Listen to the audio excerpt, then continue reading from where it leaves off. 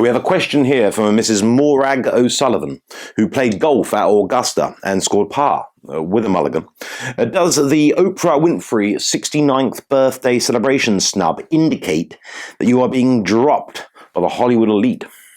Look, it wasn't even her birthday. It was a 25th anniversary of some thingy. And, you know, it was happened to fall around her birthday, so they gave her a cake. Yeah, but that's it. You know, it wasn't her birthday. It wasn't her birthday. No way. You know, it wasn't her birthday, like her official birthday. It was more like, you know, it's an anniversary thingy. You know, you're learning Harry's keen way with words. The important thing to remember, my dear Dr. Jackson, is that it wasn't her actual birthday, so it wasn't a snub. Yeah. Oh, right. So did you enjoy her actual party? What do you mean? That didn't seem a particularly difficult question. Well, the boundaries of difficulty are different for different people. Indeed. Well, you say that you weren't snubbed by Oprah for her birthday celebrations because it wasn't her official birthday party, which is an argument that I read in an article in Cosmopolitan magazine too. Although I say argument and I say article, it was so poorly written, perhaps it was neither. So the question I'm asking you is, what was her actual birthday party like, and did you enjoy it? Yeah, well, like, we can't actually, like, answer that question because we weren't, like, you know, in attendance. We weren't in attendance, so to speak, but, you know, maybe she hasn't had it yet, you know? Maybe there's an invite in the mail or waiting for us when we get home. Well, that doesn't seem likely. Yeah, no, it doesn't, Harry. Really? Well, I expected an invite. I mean, we invited her to our wedding. Look, maybe she's just having, like, you know, a quiet do, right? Well, I don't care. I want to be there. I mean, we invited her to our wedding and we hadn't even met her. Least she can do is have us over for a couple of rounds of pass the parcel.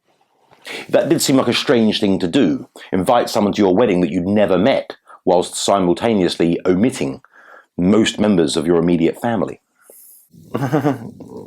Yeah. Oh, I wish we hadn't now. I mean, where's the loyalty? Where's the friendship? I mean, this hurts. I mean, this has hurt us. Meghan, perhaps we should make another docuseries about her treachery too. Yeah, I don't think that's going to help our popularity, Harry. Although, it might be one hell of an earner.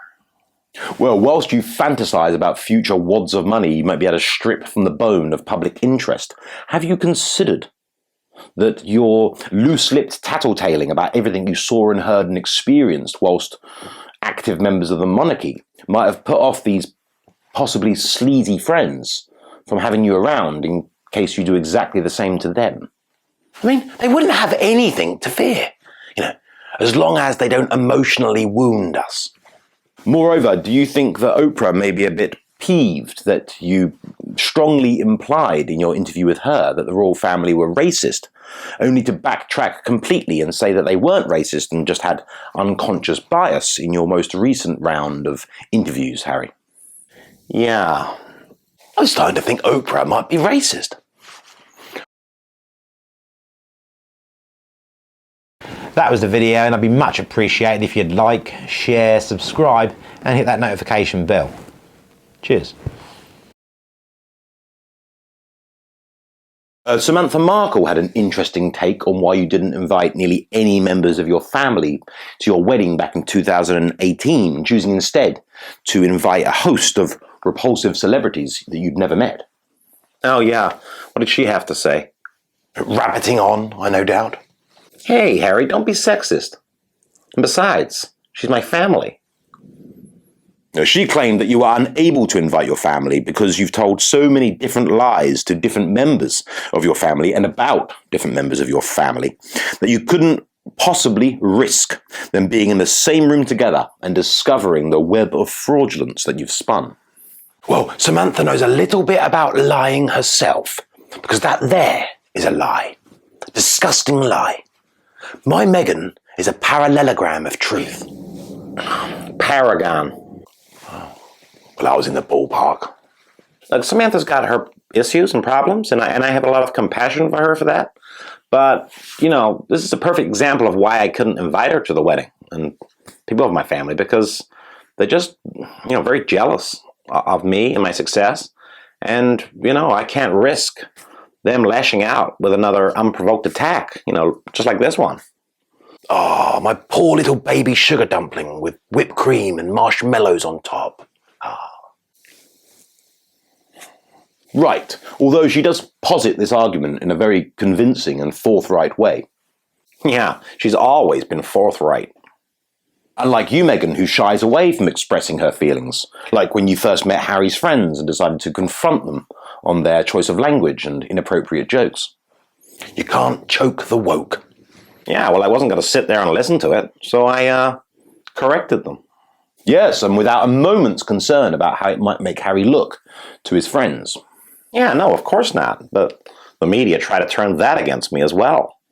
My poor little salted caramel cheesecake honeycomb center. You're making me hungry, Harry. Yeah, but he's making me sick. But you must admit you've been flying very close to the sun with the stream of blatant mistruths you've uttered since arriving on the world scene, making Samantha Markle's claim that you're scared of tripping over the litany of lies you've told if your family all get together very possible and convincing from an outside perspective. That's not it at all. There were just so many reasons why, like, I couldn't invite them. They're just using their connection to her to try and get themselves famous. And besides, this is not all about only Meghan's family, Yeah, she has to be careful that all the lies she told my family didn't come out if her lot turned up and started, hobnobbing with tipsy royals. You were both spotted at Ellen DeGeneres' wedding vow reunion celebration recently. What, the one that coincided with her wife Portia de Rossi's 50th birthday? Well, obviously. We haven't been to two. I was just checking.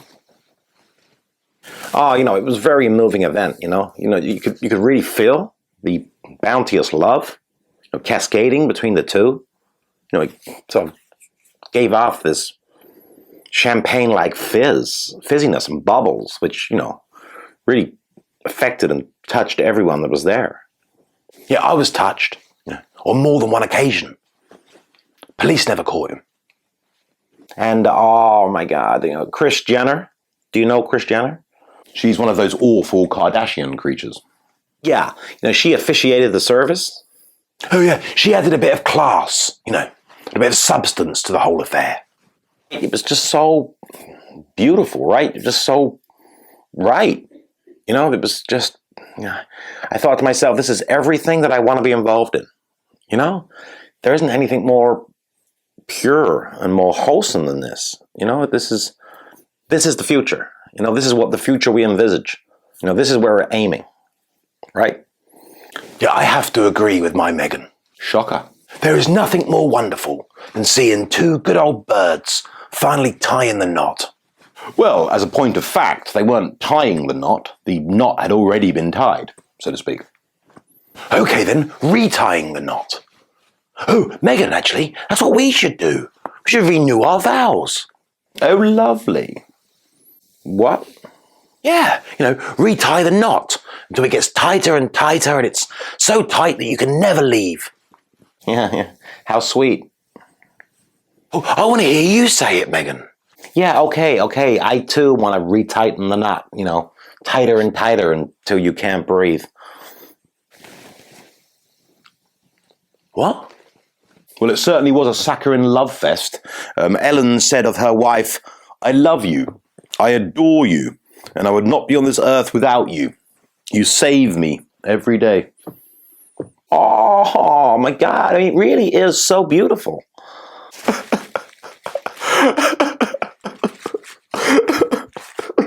No, I'm sure it is, although it's strangely incomprehensible to me. You've probably got unconscious bias, Kobold. Yeah, very common these days, unfortunately. Right, okay. It's just the "you save me every day" comment. I mean, what does that mean? No one knows. And that's the beauty of it. The modern world is entirely incomprehensible, Kobold. Beautifully incomprehensible. Oh, utterly incomprehensible. I mean, the Tories had 17 different leaders in 3 weeks. I mean, male rapists are being sent to female prisons in Scotland. And Rachel Ragland here is a duchess.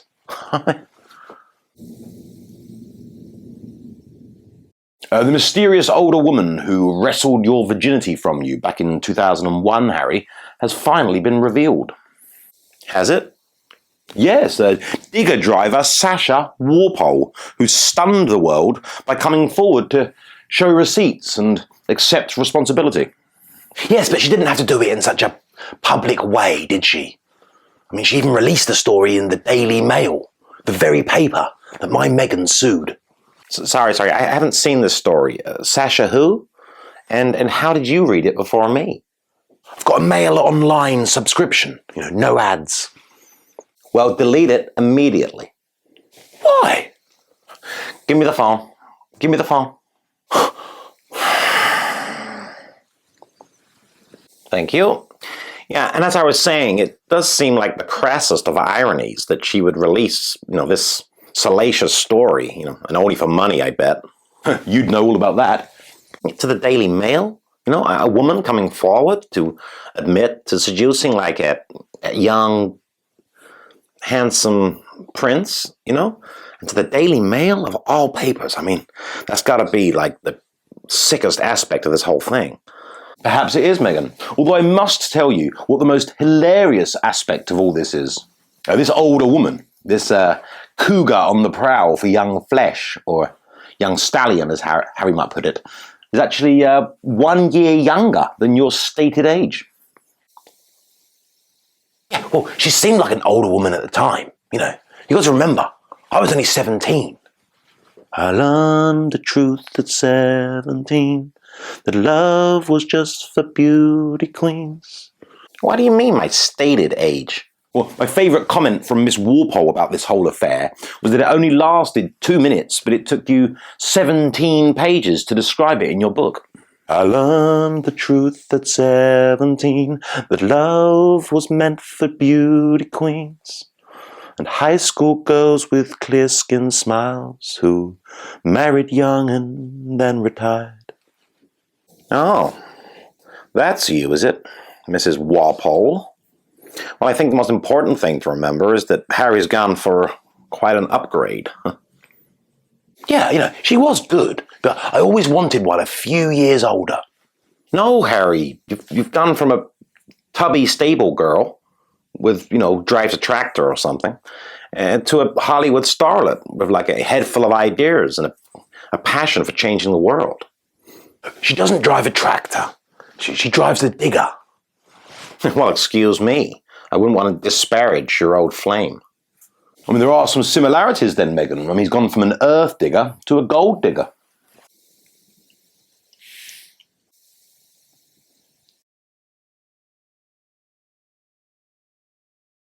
We thought it was a good laugh, didn't we, Meghan?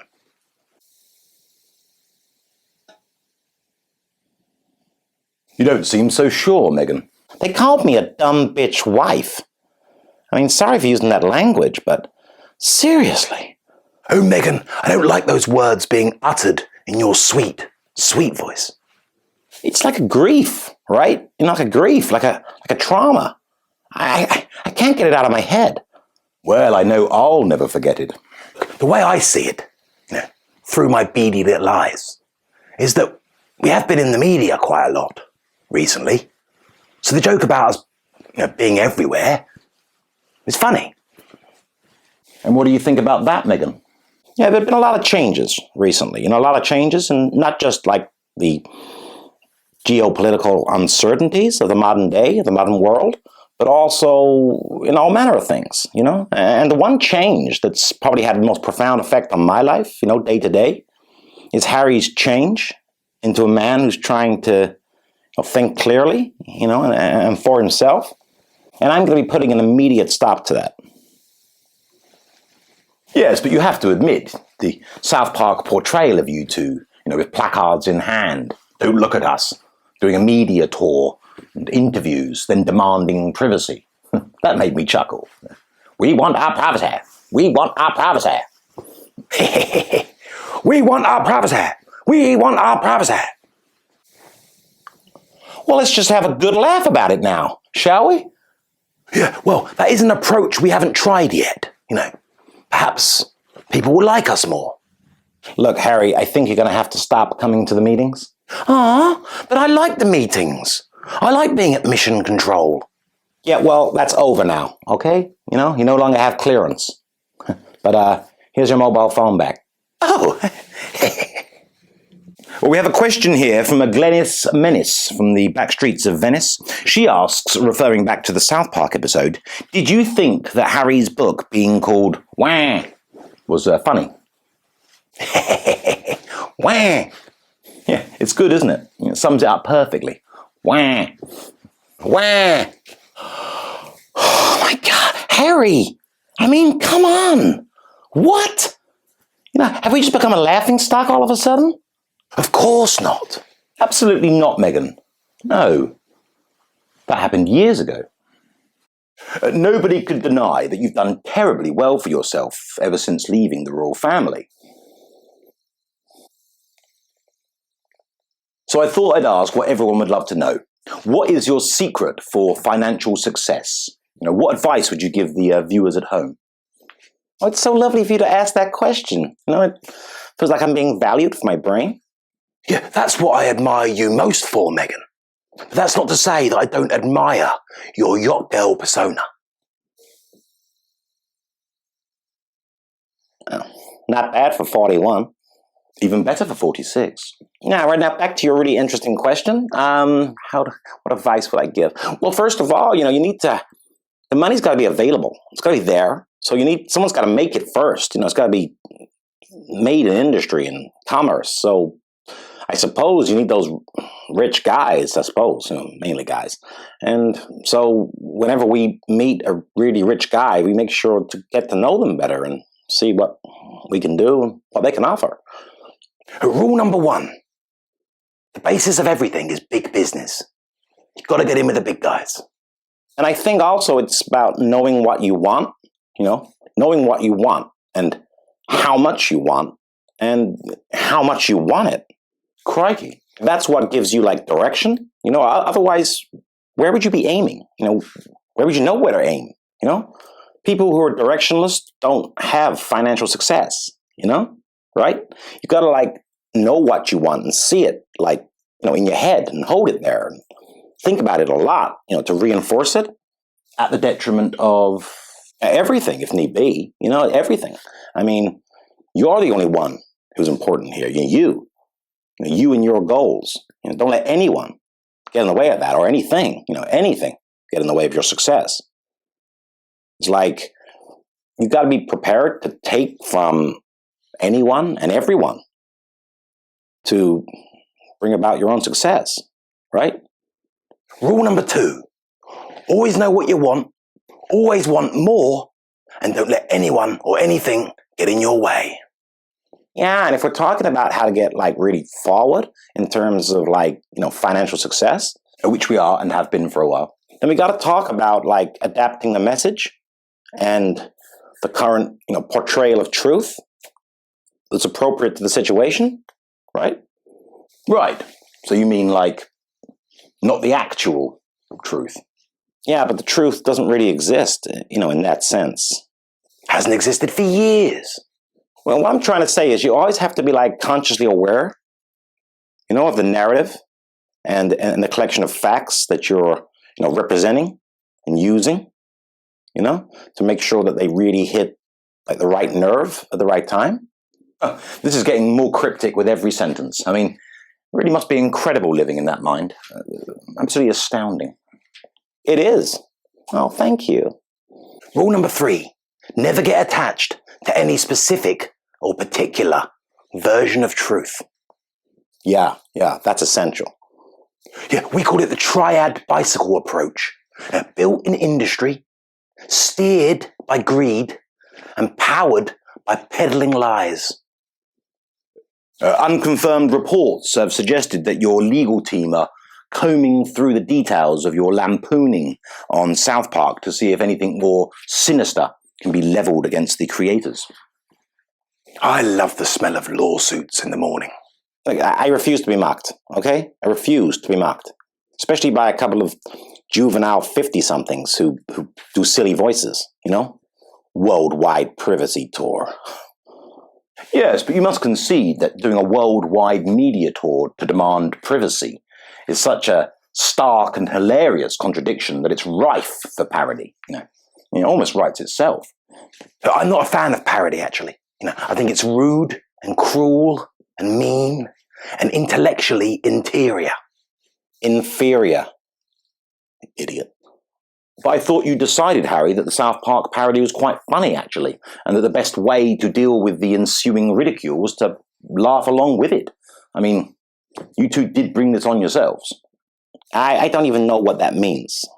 Oh, it means that we were asking for this with our petulant and whingy behaviour. Well, thank you for explaining that to me, Harry. Yeah, well, actually, I decided that it wasn't funny at all, actually, on further inspection, and that calling me Prince of Canada was insulting and cruel and entirely unamazing. Right, okay. And why did you come to this sudden realization?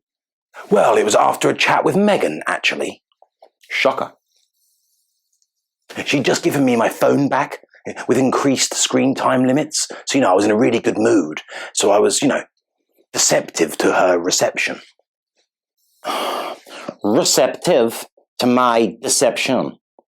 You said it, Meghan. Yeah, so basically Meghan taught me and showed me how to think more clearly about this whole situation. And that's when I realised it wasn't funny and it wasn't a joke at all. That's right. Yeah, and then Meghan actually convinced me that we might be able to make some moolah out of this. So that's when I actually, realised that, it was really offensive and not funny at all. And that I was really emotionally scarred. And that's when we sent our lawyers out, right, into action? They were unleashed onto the streets like rats during the plague. A host of... Well, actually, what is the collective noun for lawyers? It's an infection of lawyers, I think. Actually, it's a pandemic of lawyers. Oh, even better. So anyway, our pandemic are looking over all the insults thrown at us to see if, there's anything that can be used as the basis for a legal complaint. Yes, Meghan, but do you think it's a good idea, a sensible policy to endlessly complain and whinge about being subject to criticism and parody? As someone recently said, you're acting like a pair of entitled woke dictators. Right, who said that? Who said that? We'll sue. You don't have the right to not be made fun of. You don't have the right to not be offended. So can't you just laugh along at the gentle mocking and be done with it?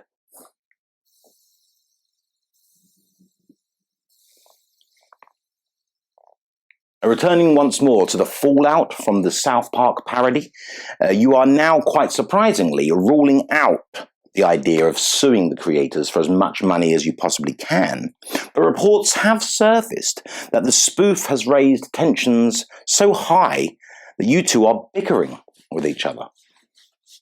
Yeah, well, stress is stress, and even love affairs have their fair share of bickering.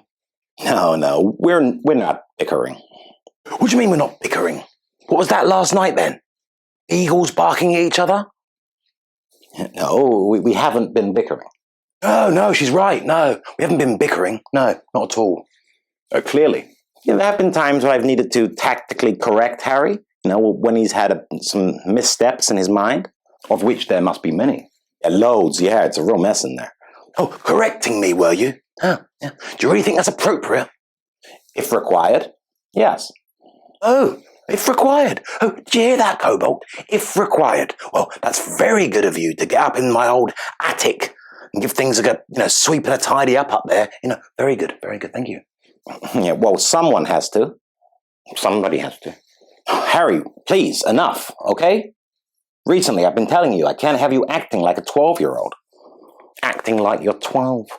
Would you two like some private time to iron out these creases? No. We're absolutely fine. Yeah, we're spectacular.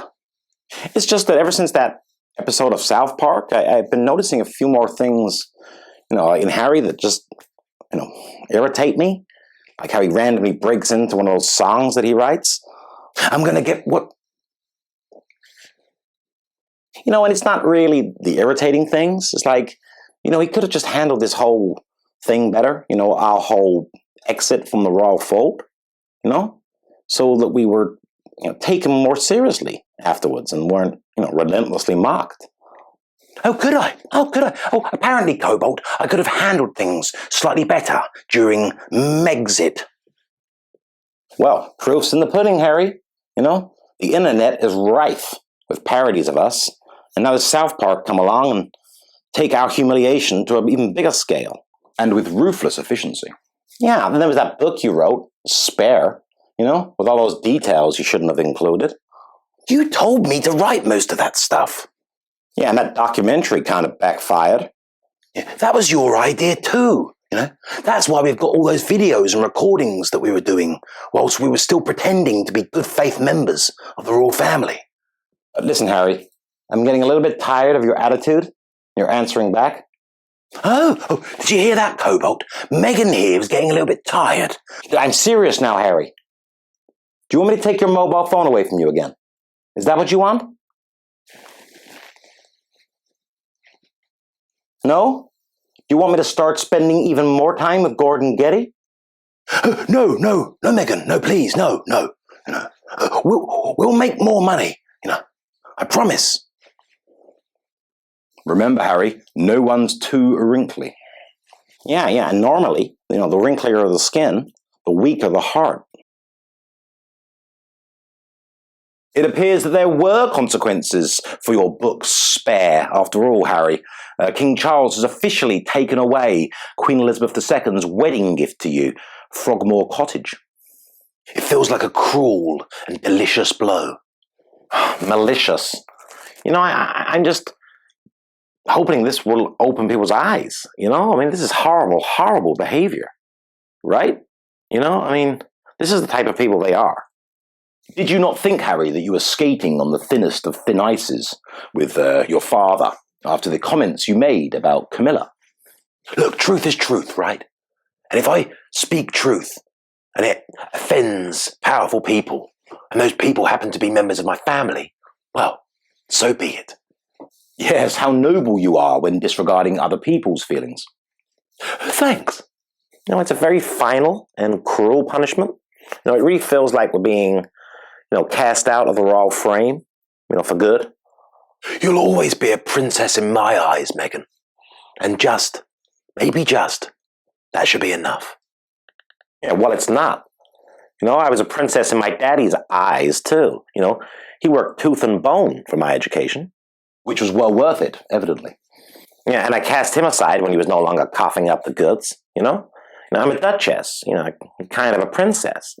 I should have a castle or a palace, and all this, you're a princess in my eyes stuff. What can I do with that? Oh, it was just a few comforting words, Meghan. Yeah, okay, how sweet. Does this ridiculous display of self-pity really mean that the outrageous and petulant behavior that has become your calling card in the last 3 years would have consequences? That's right. Yeah, I thought there'd be consequences, but I thought that those consequences were going to be like a realization, in the royal family, that they were on the wrong side of history. Oh, and you thought that they would renounce centuries of tradition and spectacle and instead embrace the nebulous nonsense of wokenomic word salads and inconsistent feeling-based platitudes that pretend to care about other people's feelings when really they are just a front for a megalomaniacal desire to control other people's will. Yeah, I thought so. They should have listened. Well, they didn't. And what was blatantly obvious to most of us, that one day you'd push it too far and get the blowback that's always been coming to you. Get what's coming to me, get what's coming to me, get what's coming to me, get what's coming to me. Has happened. You've been evicted. You've been asked to vacate Frogmore Cottage to make way for Prince Andrew. Well, he is beating you in popularity polls in America. Yeah, who wants to live in a stupid cottage anyway? Yeah, okay, then we just have to make do with, mansions around the world. They can't really get to us. This is just petty and vindictive. That's what really annoys them, I think. They just can't get to us, However low they go, we just rise above it.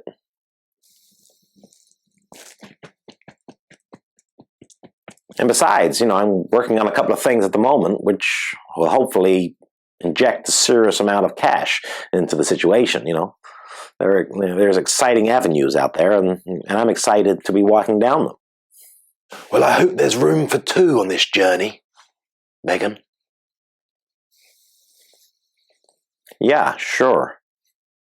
Piers Morgan has suggested, and he's not alone, that your Frogmore cottage has been taken away from you by King Charles to save the monarchy.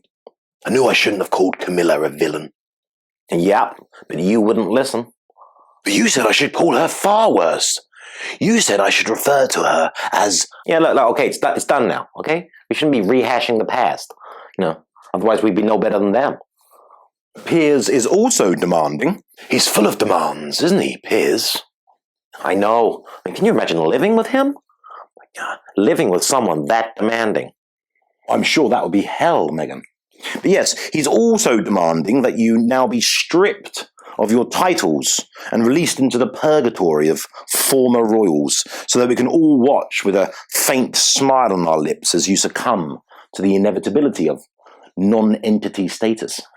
I don't think that's fair. No, you're right. For many of us, you've never escaped non-entity status. Well, they can take Frogmore. Who wants to live in a cottage? Let alone one with frog in the name. It's like, though I will say it was supposed to be a gift, a wedding gift from the Queen. So, yeah, not really a gift though, if you can just take it back when we displease you. Yeah, exactly. They can take Frogmore, they can take Toad Hall or any other amphibian-related buildings. But like I've said before, I'll have to prize my title out of my cold, dead hands. Yeah, imagine I wasn't a duke.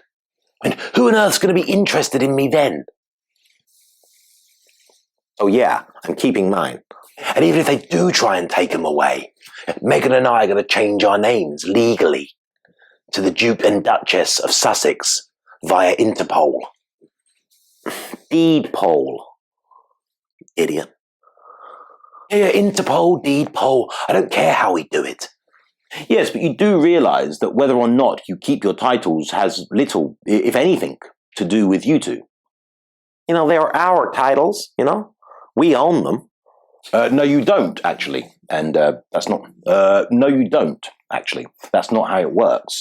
And I'd like to try and help you get this through the thick mist of arrogance that surrounds you. Oh yeah, thick as cheese. But your titles can be taken just as easily as your cottage was. They can try, And again, you haven't got to mention that they took our cottage. It's like, that was hardly a surprise. Yeah, we saw that coming. It was easily predicted. And then so, as predicted, Meghan and I were evicted.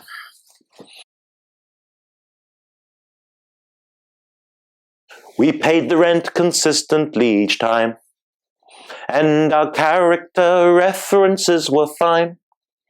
We had even bought new numbers for the door. Then that letter came in, falling to the floor. And then so, as predicted, Meghan and I were evicted. You appeared for a cosy live chat with a toxic trauma therapist last night, Harry, charging people £17 to tune into the discussion about the importance of personal healing. Yes, it was a very eye-opening and moving event. Well, it was certainly eye-opening for us observers too. We had no idea there was such a thing as a toxic trauma therapist. They're quite common in California. The trick is to find a good one, I hate to say it, but there are some charlatans in the toxic trauma therapy trade. Shocker. Yeah, but if you get a good one, you can really be guided through an immersive experience of self-discovery and self-healing. I have to admit, I think I might need to see a toxic trauma therapist to help me get through the discovery that there was such a thing as a toxic trauma therapist. I mean, it really makes you wonder, who seeks these people out? People like Meghan and me. Yeah, of course. And it was great to have an online chat with Dr. Mati, because he actually knows about the power of ayahuasca. Yeah, the South American hallucinogen that gives you all the pain and suffering of a hangover beforehand. You know, before the perception-altering realizations that help to reset the mind, you know, and give you the power to carry on. Yes, you said, and I quote, "It helped clean the windscreen of my troubled little mind." I thought I just said cleared the windscreen of my troubled mind. Ah, yes, okay, I might have added little. Some people are skeptical of the process. They just call it dabbling in dangerous Class A drugs. Well, I'm pretty open-minded and agnostic about it myself. I mean, a close friend of mine, Barman Keys, he's attended a ayahuasca ceremony. Yeah, I know Barman. Really? And what did nature reveal to him during his experience? To never trust Boris Johnson. And to be fair, he stuck with his vision. But hearing about how it cleared the windscreen of your troubled mind, Harry, has left me feeling a bit more skeptical about the process.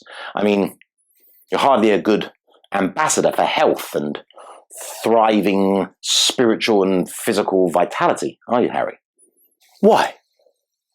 Well, to paraphrase Julie Burchill in the Mail on Sunday, you've been drained of your ginger lifeblood and are now consumed by a beige weakness that manifests constantly as complaint.